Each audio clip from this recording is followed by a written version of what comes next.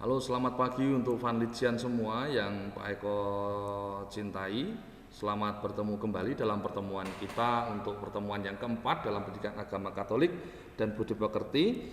Mohon maaf bahwa hari ini Pak Eko merencanakan untuk bisa Google Meet dengan teman-teman yang ada di rumah. Namun ya apa boleh buat karena kondisi mengharuskan kita untuk tidak bisa ketemu hari ini karena simbah Pak Eko meninggal dunia, barusan diberitahu. Maka Pak Eko memberi materi memberi materi pada teman-teman dengan menggunakan recording saja seperti ini. Semoga bisa membantu teman-teman yang ada di rumah. Kita akan berbicara mengenai aku yang memiliki kelebihan dan kekurangan seperti ini. Kalau teman-teman lihat di sini ya, gambar ada dua anak ini. Yang satu itu kelihatan easy going, kelihatan cuek sekali seperti itu. Sedangkan yang satu ini begitu berbeban berat seperti itu. Nah, ini kan sebuah realitas dalam dunia kita bahwa yang satu itu begitu butuh bantuan, yang satu tidak peduli. Mungkin kalau ada di sini, ini anak-anak Vanlijian di sini dia siap untuk membantu dengan muka yang ceria. Nah, saya akan mengajak kita untuk masuk dalam pembicaraan selanjutnya. Ini Pak Eko mohon maaf bahwa kita menggunakan rekaman Zoom ini tidak bisa menggunakan full layar ya, full layar karena laptopnya agak sedikit terganggu, agak sedikit lambat sehingga nanti banyak nge-lag-nya. Maka Pak Eko menggunakan cara seperti ini, semoga bisa membantu teman-teman. Nah, apa yang mau kita capai pada kesempatan kali ini? Yang pertama yang mau kita sampaikan adalah bahwa kita harus sampai pada kemampuan untuk bersyukur kepada Allah atas keberadaan diri kita dengan segala kemampuan dan keterbatasan kita. Yang kedua, kita harus mampu bertanggung jawab dalam menerima diri dengan segala kemampuan dan keterbatasan. Kemampuan yang Tuhan berikan harus kita kembangkan. Sementara kekurangan yang ada dalam diri kita, keterbatasan yang ada dalam diri kita, bukan menjadi sebuah alasan untuk kita kemudian lari atau escape dari realitas atau tidak mencoba untuk mengembangkan diri, mengurangi kekurangan-kekurangan yang ada. Tentunya Tuhan tidak menginginkan itu, gitu ya. Yang ketiga adalah memahami diri yang memiliki kemampuan dan keterbatasan akan diapakan, mau bagaimana, cara menerima diri seperti apa. Nanti kita akan bahas dalam pertemuan kita. Yang keempat, kita akan mencoba melakukan aktivitas nanti, entah itu membuat puisi atau membuat doa atau membuat apa, nanti kita akan lihat di dalam pertemuan kita selanjutnya. Nah, ini indikator yang mau kita capai, sebuah standar apakah kita dalam hal ini menguasai materi atau tidak. Yang pertama, bahwa teman-teman bisa mensyukuri karunia Tuhan yang teman-teman miliki dengan semua bakat, dengan semua talenta yang pernah kita bahas, dan kemudian berani menyimpulkan bahwa saya unik, saya beda dengan teman-teman yang lain, saya beda dengan pribadi yang lain seperti itu. Kemudian mengamalkan rasa syukur dalam hidup sehari-hari gitu. Jadi itu kalau kita sudah mengatakan saya bisa bersyukur, itu harus real, betul-betul betul-betul ada dalam diri kita seperti itu. Bahwa kita kemudian bisa orang melihat bahwa oh, dia sudah bisa menerima diri dengan kelebihan kekurangannya seperti itu. Kemudian mempunyai keberanian untuk mengatakan kepada orang lain tentang bakat-bakat yang dimilikinya gitu. Sebenarnya kalau kita bisa Zoom, saya akan minta teman-teman untuk menceritakan tentang bakatmu apa pada temannya itu ya, dan kekurangannya seperti apa. Kemudian sebagai keluarga SMA Pangudulur Vanlit atau teman-teman sebagai Vanlijian itu diminta untuk bisa saling mendukung dan menguatkan satu dengan yang lain, sehingga kita bisa secara jujur gitu, memberi kesempatan, memberi peluang kepada teman-teman kita, baik itu yang sudah berlatih, sedang berlatih untuk bisa mengikis kekurangannya step by step, atau juga dengan kita mendukung dengan cara memberikan kesempatan juga pada teman-teman yang sudah punya bakat untuk menunjukkan bakatnya menjadi lebih baik lagi seperti itu. Selanjutnya menyebutkan contoh-contoh karunia yang diberikan Tuhan kepada semua manusia. Tentunya ini akan lebih mudah kita bahas, menjelaskan arti bersyukur. Bersyukur itu apa? Apakah bersyukur itu ya sudah ini diri saya, cukup hanya sebatas itu? Tentunya tidak ya. Bersyukur itu berarti kita menerima, tetapi di sisi lain kita juga berani untuk bertanggung jawab terhadap apa yang diberikan kepada kita dan apa yang harus kita kembangkan dalam diri kita seperti itu. Lalu menunjukkan ajaran Yesus dalam kitab suci tentang mukjizat Tuhan seperti itu, meneladani hidup Yesus dalam mengucapkan rasa syukur atas pendampingan Allah dalam dirinya dan sebagainya itu yang akan kita bicarakan. Tujuan pembelajaran kita apa pada kesempatan kali ini?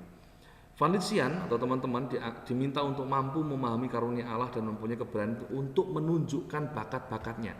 Bisa menuliskan refleksi atau pengalaman yang berkaitan dengan karunia dari Allah.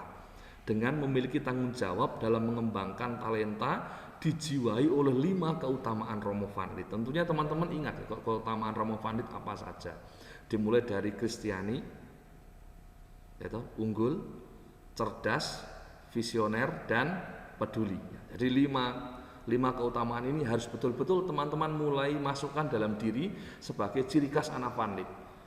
Bahwa yang jelas yang pertama adalah saya Kristiani.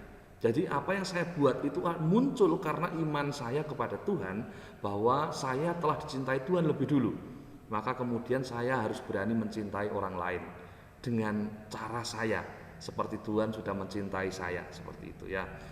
Dan sebagainya. Kita akan bahas lebih lanjut lagi. Unggul itu bagaimana? Harus punya kualitas yang berbeda. Kalau teman-teman masuk di SMA Van Lith harus punya kualitas berbeda dengan teman-teman yang sekolah di sekolah lain, sehingga karakternya jelas. Oh, ini loh anak Van Lith. Ciri khasnya apa? Nah, orang-orang itu ketika bertemu dengan kalian, lihat muka kalian, lihat cara jalan kalian, itu orang sudah tahu ini anak Van Lith. Kenapa? Mungkin karena senyumnya, mungkin karena keberanian untuk menyapa orang terlebih dahulu, mungkin ketika gereja membutuhkan kamu datang dengan dirimu dan segenap kemampuanmu, ketika masyarakat butuh kamu hadir di sana tanpa memandang bulu dan sebagainya. Pribadi yang unggul, gitu ya. Cerdas tentunya dalam hal intelektual wajib ini ya. Anak Van Lith itu kalau kita tidak cerdas untuk melihat peluang, kita tidak cerdas untuk menguasai teori-teori yang ada, tentunya orang tidak akan memandang kita atau memberikan kesempatan kepada kita, kepada Van Lithian untuk menunjukkan diri secara lebih gitu ya.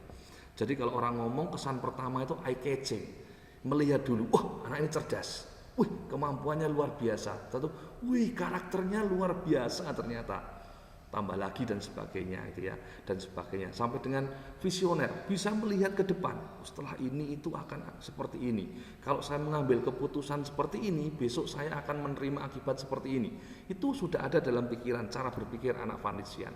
1 langkah, mungkin 2 langkah ke depan, mungkin 3 langkah ke depan, atau 5 langkah ke depan, seperti orang main catur.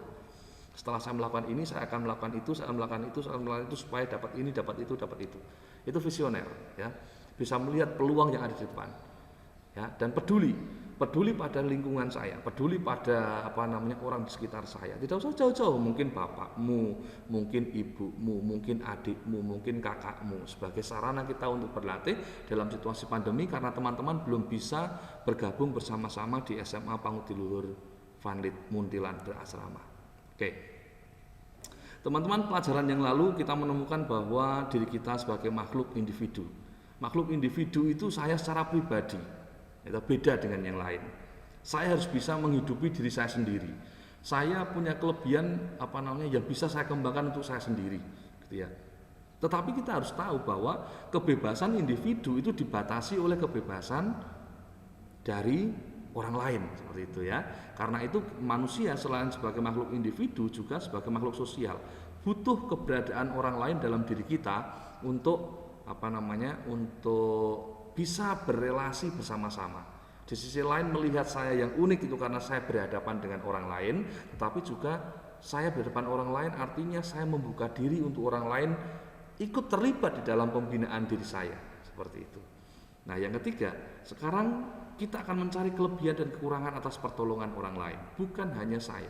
Pak Eko mengatakan bahwa kemarin kita belajar ada yang disebut dengan 4 ruangan di dalam diri kita. 4 itu apa saja? Sebut saja yang pertama adalah zona aku tahu, kamu tahu. Aku tahu kamu anak Van Lithian, kamu tahu saya adalah guru agama di SMA Pangutiluhur Van Lith. Tentunya ini akan semua tahu, saya tahu, kamu tahu. Itu zona pertama. Dan lain-lain di mana tidak ada kerahasiaan, tidak ada yang tertutup di antara kita. Yang kedua, aku tahu, kamu tidak tahu. Ini adalah bagian dari rahasia diri yang coba untuk kita tutupi, tidak kita bagikan kepada orang lain. Yang ketiga adalah kamu tahu, saya tidak tahu. Ini adalah blind spot kita. Jadi kerap kali orang itu memberikan kejutan kepada kita dengan mengatakan, kamu kok egois toh? Kamu kok baik hati toh? Padahal kita tidak merasa bahwa kita melakukan itu. Karena apa? Karena orang lain melihat kita berulang kali melakukan hal yang sama lalu membuat kesimpulan. Kemudian dia berani mengatakan pada kita. Yang pertama harus kita buat apa? Kita syukuri bahwa dia berani mengkritik kita, berani memberikan masukan pada kita sehingga kita bisa membenahi diri. Itulah blind spot. Kadang-kala kita butuh orang lain untuk melihat. Ya. Oh ternyata saya itu bisa main gitar. Itu dilihat oleh orang lain, bukan oleh saya sendiri. Karena saya merasa saya tidak punya kemampuan untuk itu. Tapi orang lain melihat ini sebenarnya dia punya bakat. Nah, itu adalah blind spot kita. Itu area yang ketiga.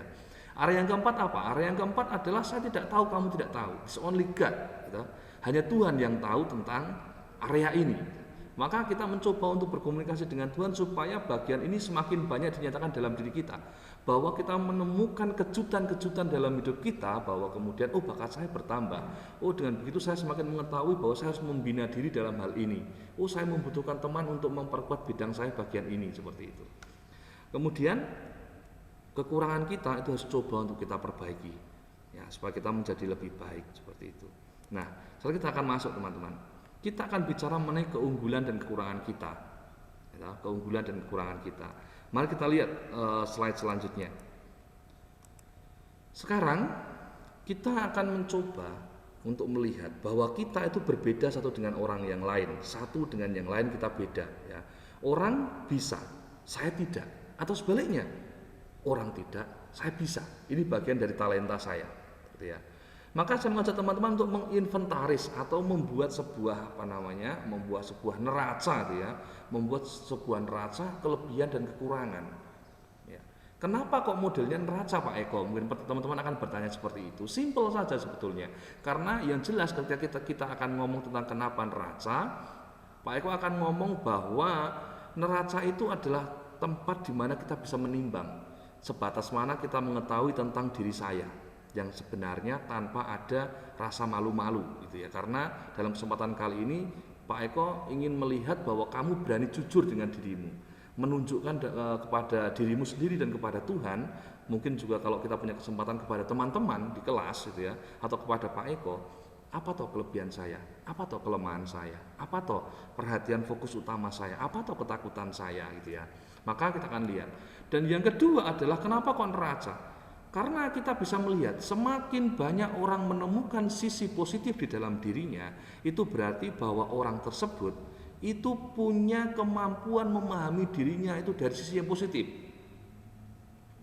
Tetapi kebanyakan dari anak-anak remaja seusia kalian, fokusnya itu bukan pada positive things, ya, bukan pada hal-hal yang positif di dalam diri saya, tetapi lebih banyak melihat saya tidak bisa ini, saya beda dengan itu. Nah, beda ini kerap kali dianggap sebagai sesuatu yang kelemahan dalam diri kita, gitu ya. Beda itu menjadi kelemahan. Padahal kalau kita bisa mengetahui dan bisa bersyukur tadi, maka kita akan melihat dari sisi lain, ya. Nah, sisi negatif yang ada dalam diri kita itu kalau kemudian semakin banyak, itu ada dua hal. Yang pertama, itu akan membantu kita untuk membenahi diri. Yang kedua, kita akan semakin terpuruk karena mengamini bahwa itu adalah betul-betul diri saya. Nah, Pak Eko mau mengatakan bahwa seperti ini. Dalam kisah penciptaan, manusia itu diciptakan Tuhan dan semua ciptaan itu baik adanya. Itu artinya tidak ada dalam pikiran kita seharusnya untuk menghakimi diri kita bahwa kita ini kurang, bahwa kita ini tidak baik. Karena Tuhan sudah menyatakan bahwa kita baik dan diberi kesempatan untuk hidup di dunia secara bersama-sama. Maka saya mengajak untuk melihat ini, ya. Oke, kita lanjutkan. Ini adalah bentuk neraca yang akan teman-teman buat. Ini bisa kalian lanjutkan sampai ke bawah. Sampai 30 Pak boleh, sampai 60 boleh Pak. Boleh, kekurangan saya Pak, mau sampai berapa silahkan, mau 10, mau 15 dan sebagainya. Beri waktu, karena Pak Eko hari ini tidak bisa Google Meet panjang, maka waktu tersisa bisa untuk membuat ini. Nanti tak siapkan untuk linknya, nanti dikumpulkan sebagai tugas seperti itu, ya, kepada teman-teman. Nah, kita sambung. Nah, sekarang mengapa kok kita tidak menyadari kelebihan dan kekurangan kita? Ini permasalahannya. Yang pertama adalah karena kita mungkin tidak berusaha atau tidak pernah berusaha untuk mencoba membuat neraca hidup kelebihan saya dan kekurangan saya. Karena orang sekarang itu takut dengan keheningan. Orang takut untuk masuk dalam diri, melihat kekurangan itu sesuatu yang menakutkan, seperti itu.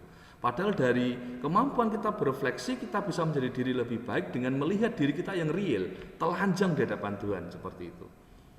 Yang B adalah kita tidak pernah menggali adanya diri saya, gitu ya. Bahkan ketika dalam konsultasi pribadi dengan murid atau dengan teman atau dengan saudara, itu banyak orang yang kemudian mengatakan, Pak saya begini. Saya mengatakan itu adalah penilaianmu terhadap dirimu, sehingga apa yang terjadi dalam dunia ya seperti apa yang kamu nilai. Sekarang mari kita menghargai diri dengan memberikan nilai yang baik pada diri. Pemikirannya fokus pada hal positif, maka akan ada perubahan dalam hidupmu, seperti itu. Maka mencoba menggali diri, menemukan yang tidak baik, jika itu kemudian tertanam di dalam mindset kita bahwa itu adalah real, padahal sebetulnya kita bisa merubah itu, maka pada kesempatan kali ini yuk kita rubah. Kita buat nilai kita buat pandangan diri kita menjadi positif, sehingga kita bisa menjadi lebih baik dan menjadi lebih baik nanti ya. Dengan begitu kita sekarang butuh bantuan orang lain untuk menjadi jelas. Karena dengan tidak membuka kesempatan kepada orang lain untuk berbagi, itu artinya saya menutup pintu secara rapat-rapat, menutup pintu secara ketat untuk saya semakin diperluas dalam memahami diri saya, gitu ya. Maka apapun nanti yang teman-temanmu berikan masukan kepada kamu, terima saja gambarannya seperti itu, ya. Oke, kita lanjutkan. Dari mana toh asal kelebihan dan kekurangan kita? Nah, kita harus lihat ada 3 aliran di dalam dunia ini untuk memahami tentang kelebihan dan kekurangan kita. Yang pertama, aliran pertama yang mengatakan bahwa fisik, bakat, sifat itu disebabkan oleh atau dari faktor keturunan, seperti itu ya. Dan ini bisa dipahami sebetulnya teman-teman ya. Selain nanti kita juga bisa berargumen bahwa ini benar dan ini tidak seperti itu, tapi pemahaman ini bisa dipahami. Bagaimana Pak cara memahaminya? Seperti ini. Seorang anak itu melihat apa yang dibuat oleh bapak atau ibunya secara terus-menerus atau simbahnya secara terus-menerus. Ketika dia melihat apa yang dibuat seperti itu, maka dalam pikirannya dia merekam itu. Dia mempelajari tentang kejadian itu secara terus-menerus. Maka dalam ingatannya itu yang menjadi sesuatu yang mahir. Maka ketika kemudian ada kesempatan, dengan mudahnya skill ini berkembang dalam dirinya, gitu ya. Kalau dia melihat bapaknya adalah seorang guru, bahwa bapaknya pinter ngomong, maka biasanya anaknya akan seperti itu juga, gitu ya. Kalau bapaknya adalah dokter, biasanya anaknya akan mengikuti jejaknya. Walaupun zaman sekarang tidak 100% hukum ini benar, ya, tidak benar. Tapi kalau kita melihat, mari kita lihat, gitu, fisik kita itu mirip dengan bapak atau fisik kita mirip dengan ibu kita. Entah itu mukanya, entah itu bentukan badannya, pasti mirip dengan salah satu orang tua kita, seperti itu. Nah, menjadi bahaya kalau kemudian kamu mirip dengan tetangga kamu. Nah, ini bahaya gitu ya. Dan tetangga itu bukan Pak Le atau Bule kamu atau Bude atau Pak De kamu. Kalau itu masih ada ikatan persaudaraan, bisa jadi dari keturunan bapakmu atau keturunan ibumu, maka ada unsur yang melekat pada kamu. Tapi kalau dengan tetangga, nah ini bahaya gitu. Oke, kita sambung yang kedua. Aliran yang kedua mengatakan bahwa pengaruh lingkungan, budaya, adat dapat membentuk seseorang. Jelas ya. Seorang anak itu sebisa mungkin dididik dan dibina oleh orang tuanya sebaik mungkin. Tapi ketika kemudian dia keluar dari rumah, dia berinteraksi dengan teman-temannya. Ya, kebanyakan anak-anak remaja atau Pak Eko dulu ketika di masa remaja, gitu ya, berkenalan dengan hal-hal yang tidak diizinkan dalam keluarga. Belajar merokok misalnya, atau belajar yang lain yang tidak baik. Itu didapatkan dari mana? Dari pertemanan. Sehingga menjadi gampang untuk melihat siapa atau kamu itu. Coba kamu lihat siapa teman-teman kamu, siapa teman-teman dekat kamu. Kalau teman-teman dekat kamu itu adalah perokok, Pak Eko bisa mengatakan bahwa kamu pasti seorang perokok. Karena di dunia ini ada yang namanya the law of attraction, ada hukum ketertarikan, yang sama menarik hal yang sama. Saya suka golf, maka teman-teman saya pasti suka golf. Oh, saya suka sepak bola, maka teman saya pasti suka sepak bola. Karena tidak mungkin kamu suka sepak bola, kamu ngomong tentang sepak bola kepada orang suka main voli, pasti dia lari, tidak mau berikat dengan kamu, gitu ya. Maka lihatlah teman kamu siapa, karakternya seperti apa, kurang lebih kamu akan seperti itu. Dan dalam keluarga pun juga seperti itu. Lihatlah bapakmu seperti apa, lihatlah ibumu seperti apa. Pasti ada hal yang menurun dalam diri kamu karena kamu mempelajari itu, tiap hari kamu melihat itu dan merekamnya. Yang ketiga adalah bahwa diri kita itu terbentuk antara dari keluarga dan dari lingkungan. Ini lebih moderat lagi. Dia bisa mengakomodir dua sisi, bahwa manusia dibentuk dari keluarga dan juga dibentuk dari lingkungan. Dan ini lebih masuk akal, ya, lebih masuk akal, lebih luas pemikirannya. Karena apa? hal yang ditanamkan baik dalam keluarga pun bisa hancur di dalam kebersamaan dengan teman-temannya. Atau sebaliknya, dalam keluarga yang hancur seorang anak bisa belajar hal baik dari pertemanan dengan temannya, seperti itu. Nah, maka mari kita yang pertama terima diri dulu. Saya dari keluarga seperti apa, lingkungan saya seperti apa, dan mari kita tata diri kita untuk membenahi diri kita berawal dari mindset kita.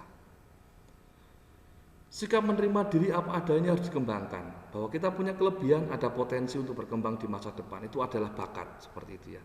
Nah, kita harus mendobrak cara-cara lama. Cara lama itu apa? Mendobrak misalnya, ini adalah kebiasaan dalam keluarga kamu akan dobrak. Pasti akan ada pertentangan yang luar biasa. At least, setidaknya, kamu akan memahami pemikiran ini dan nanti akan berlaku dalam eramu ketika kamu jadi orang tua misalnya, atau ketika kamu menjadi lebih dewasa gitu ya. Jadi kalau memang susah untuk dipaksakan, jangan paksakan sekarang. Tapi paling tidak ada perubahan ketika kamu memegang peran di dalam masyarakat. Yang pertama, terhadap potensi dan keunggulan. Keluarga sering menganggap kita itu anak kecil. Gitu. Bapak ibu kita tuh sering melihat bahwa anaknya selalu kecil terus, selalu disuapi terus.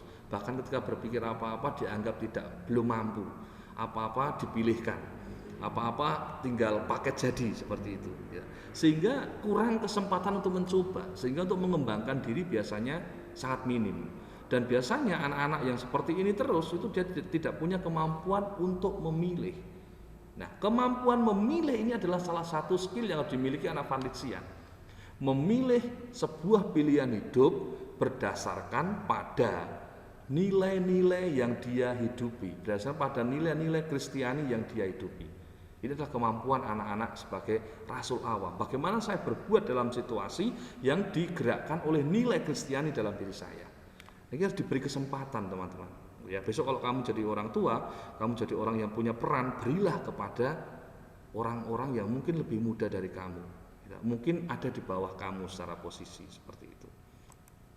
Selanjutnya, masyarakat kurang memberi kesempatan kepada pemuda untuk berperan. Untuk masyarakat itu biasanya melihat pemuda, ya sudah kamu sebagai tenagamu yang dipakai.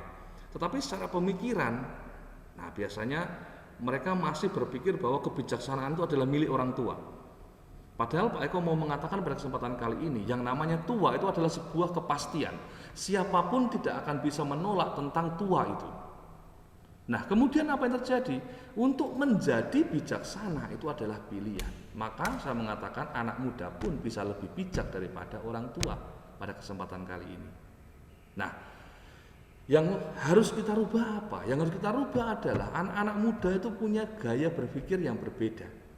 Dia punya jalan-jalan lebih cepat dan lebih mudah gitu ya. Dan biasanya dia punya penguasaan IT yang lebih baik. Beri kesempatan kepada mereka. Beri kesempatan untuk berkembang dengan caranya seperti itu. Sementara dari sisi orang tua atau dari grup orang tua itu memberikan tentang dasar-dasar nilai. Oke, kamu boleh melakukan itu, tapi ingat ada batasan tentang kesopanan seperti ini. Ada etika bersosial media seperti ini. Nah, itu adalah peran orang tua. Tapi memberikan kesempatan kepada anak-anak muda untuk menunjukkan karirnya, untuk bisa memberikan diri yang terbaik, itu adalah tantangan untuk kita bersama nantinya seperti itu ya. Yang ketiga adalah ada yang menyadari kemampuannya tetapi lalu sombong. Nah, ini yang bahaya. Saya bisa main piano, yang lain jelek. Saya bisa main gitar, yang lain jelek. Nah, ini bahaya. Ini akan membuat kemudian orang-orang menjauh dari diri kita. Ketika orang lain menjauh dari diri kita, apa yang terjadi? Kita akan kehilangan teman. Ketika kita kehilangan teman, ada sebuah ruangan kosong dalam diri yang walaupun itu kamu dipenuhi dengan segudang bakat, kamu dipenuhi oleh fans-fans karena kamu hebat. Tapi ketika kamu tidak memiliki teman dekat, ada sesuatu yang kosong dalam diri kamu. Maka apa yang Tuhan berikan kepada kita miliki itu dipakai sebagai sebuah pelayanan, bukan sebagai sebuah kesombongan gitu ya, untuk bisa membantu orang lain semakin dekat dengan Tuhan. Oke, yang ketiga, slide selanjutnya. Terhadap kekurangan atau cacat yang kita miliki, Pak Eko lebih senang mengatakan kekurangan ya. Yang pertama, sadari bahwa saya punya kekurangan. Ketika kamu menyadari, kamu mencoba menerima. Karena kalau kamu tidak bisa menerima kekurangan kamu menghabiskan energi kamu untuk menolak situasi real itu. Ya, ini yang bahaya. kita tidak akan punya energi untuk bisa melompat lebih jauh karena kamu mencoba untuk menolak realitas yang tidak bisa kamu rubah. Ini yang bahaya. Ya. Maka kalau kamu memiliki kekurangan, terima itu dulu, terima. Lalu kemudian kita berpikir sisi positifnya apa? Apa yang bisa saya buat dari kekurangan ini untuk menjadikan ini sebagai kelebihan? Dalam pertemuan kita, Pak Eko menunjukkan bagaimana Nick, seorang yang cacat dalam hidupnya, bisa menjadi seorang pembicara yang handal. Karena apa? Yang dia ceritakan adalah perjuangan hidupnya untuk dia bisa menjadi sukses seperti sekarang, dan banyak orang terilhami.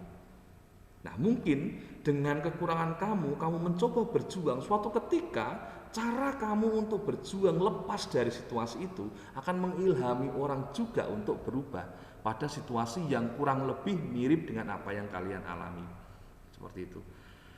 Gunakan kekurangan itu sebagai keunggulan untuk maju. Nah, ini yang orang biasanya kalau sudah kurang merasa aduh berat, tidak bisa dilanjutkan. Padahal itu adalah sebuah tantangan. Maka kemampuan untuk merubah diri menjadi dari kekurangan menjadi sebuah tantangan, kesulitan menjadi tantangan, itu adalah kemampuan adversity quotient dari dalam diri manusia. Maka kalau kita melihat dalam bacaan Injil pada pagi hari ini, kita tahu bahwa tentang bagaimana para rasul naik ke Gunung Tabor. Nah, memahami tentang tantangan itu juga sama dengan orang yang mau naik gunung, teman-teman. Ada beberapa karakter. Yang pertama, quitters.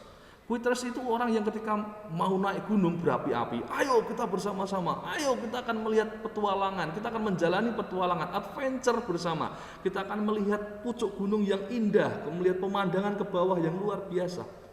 Di pertengahan, mereka harus melewati jurang, mereka harus melewati lembah, mereka harus melewati bebatuan, mereka harus melewati tantangan-tantangan. Kemudian mengatakan, saya cukup di sini.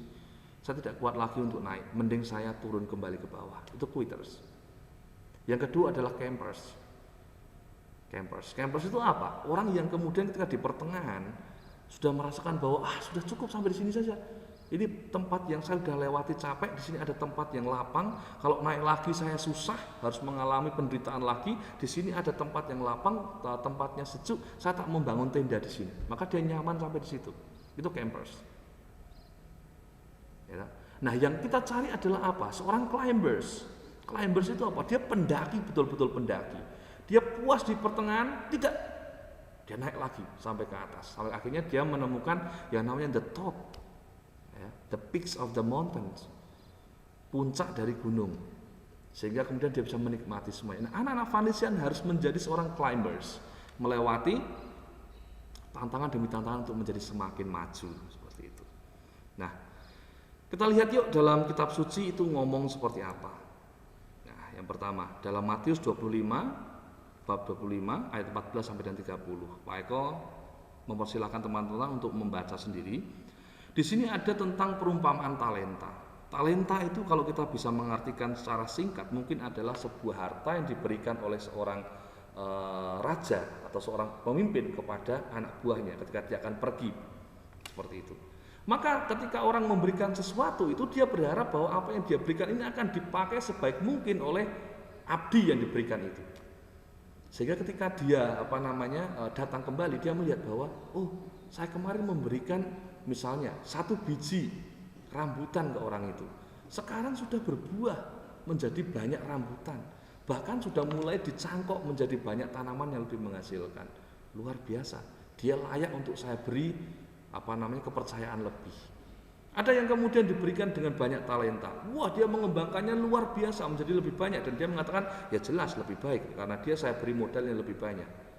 Maka dengan demikian bisa dikatakan bahwa orang yang diberikan talenta atau kelebihan secara lebih daripada yang lain, Tuhan menuntut kita untuk memberikan lebih juga daripada orang yang hanya diberikan di bawah kita.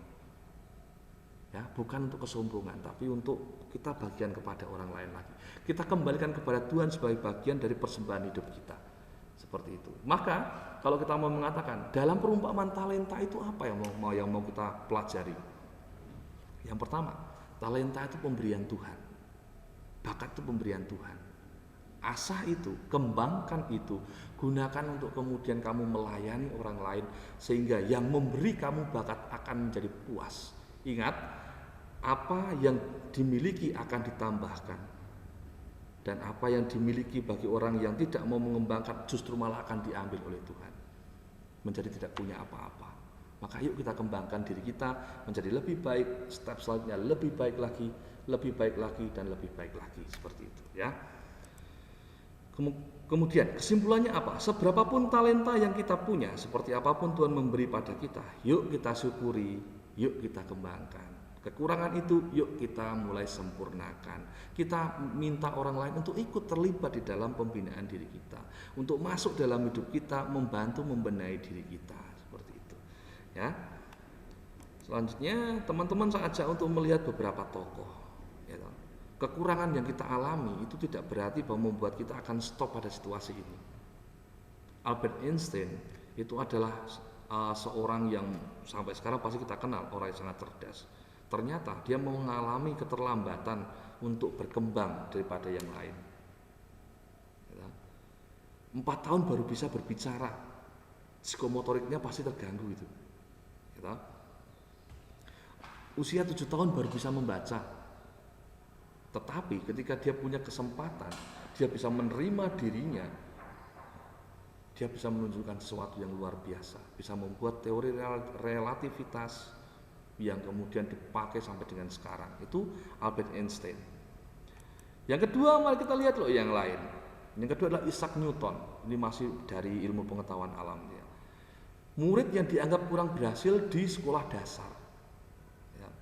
Saya mengatakan begini, kerap kali orang yang dianggap tidak mampu atau tidak berbeda daripada yang lain, tapi dalam tanda petik kurang gitu ya.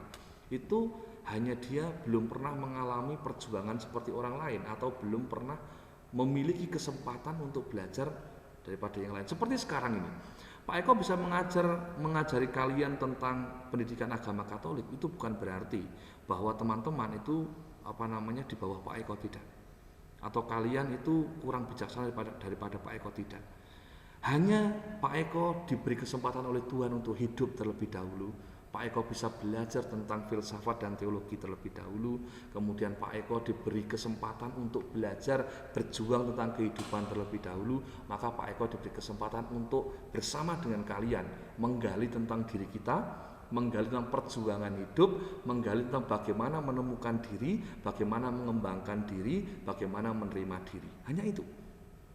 Pada waktunya kalian pun akan juga memiliki peran seperti Pak Eko, membagikan apa yang kamu alami, apa yang kamu perjuangkan kepada orang lain. Untuk apa?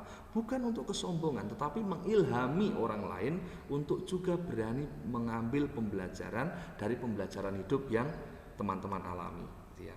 Maka jangan buru-buru untuk mengecap siapapun dengan kata tidak pintar atau tidak baik, karena mungkin dia hanya butuh waktu sekian waktu lagi untuk berubah dari apa yang terjadi pada hidupnya sekarang. Maka hal yang utama adalah mari kita hilangkan prejudis dalam diri kita, ya. Karena semua orang itu ciptakan Tuhan baik, ya. Ketika orang menyimpang, akhirnya Tuhan akan memanggil dia kembali untuk menjadi baik juga, seperti itu. Oke, baik, kita lanjutkan. Warner von Braun, gitu mungkin kira-kira ya. Dia pernah tidak naik kelas di kelas 9, ya, di mata pembelajaran aljabar matematika. Ternyata dia bisa menjadi seorang ahli roket dan ahli kendaraan ruang angkasa Amerika Serikat, yang untuk membuat itu penuh dengan hukum-hukum di dalam matematika. Luar biasa gitu ya. Golda Meir waktu masih gadis penampilannya sama sekali tidak cantik. Sadar akan kekurangan segi fisik, ia memacu keunggulannya di bidang bakat dan kemampuan intelektualnya.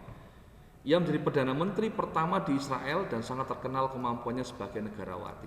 Kenapa Pak Eko angkat orang ini? Israel itu terkenal dengan budaya patriarkal, laki-laki yang memimpin, kalau perempuan tidak dihargai. Golda Meir ini menunjukkan kemampuannya bahwa dia layak dihargai, bahwa dia bisa disetarakan, atau mungkin dia ada di atas dari laki-laki biasa. Dan dia bisa menunjukkan kemampuan untuk memimpinnya, dan terbukti seperti itu. Dalam pembelajaran kali ini Pak Eko mengatakan, teman-teman, yuk kamu cari bakat yang paling kelihatan dalam diri kamu, kembangkan mulai sekarang. Yuk cari hal yang paling membebani kamu dalam hal kekurangan, mari kita berdinamika, mari kamu rangkul pengalaman itu, mari kamu lihat kembali, satu lembar demi satu lembar pengalaman yang mungkin tidak kamu terima itu, dan temukan di situ ada jejak-jejak kebaikan Allah, dan di situ ada benang merah yang Tuhan mau kamu dapatkan dalam situasi apapun yang harus kamu jalani. Seperti itu ya teman-temanku yang terkasih. Kemudian untuk materi kali ini mungkin Pak Eko cukupkan dulu sampai dengan sekian. Kemudian Pak Eko akan membagikan tugas, nanti teman-teman bisa lihat di dalam Google Classroom kalian untuk penugasan pada materi yang saat ini. Mungkin begitu dulu untuk teman-teman Vanlitsian. Mohon maaf kita tidak jadi Google Meet pada kesempatan kali ini. Pak Eko hanya memberikan materi dan juga Pak Eko hanya bisa memberikan tugas. Kita akan, kalau ada pertanyaan interaktif selanjutnya kita bicarakan dalam pertemuan kita selanjutnya. Shalom, salam Vanlit, kibarkan api Vanlit di hatimu. Terima kasih.